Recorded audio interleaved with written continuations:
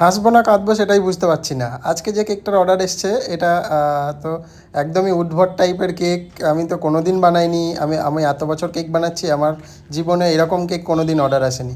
আজকে যে কেকটায় অর্ডার এসছে সেটা হচ্ছে বাঁধাকপি, মূলো, ক্যাপসিকাম এবং গাজর দিয়ে কেকটা ডেকোরেশন করতে হবে। ভিতরে পাইনাপেল ফ্লেভারে কেক ছিল, কিন্তু ডেকোরেশনটা এই এই সবজি দিয়ে।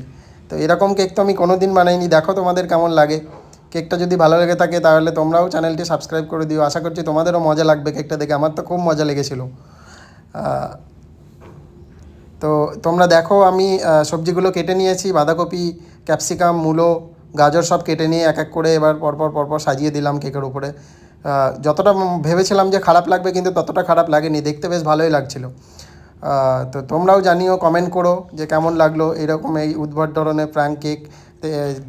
যিনি অর্ডার করেছিলেন তিনি তার বন্ধুর জন্য অর্ডার করেছিলেন।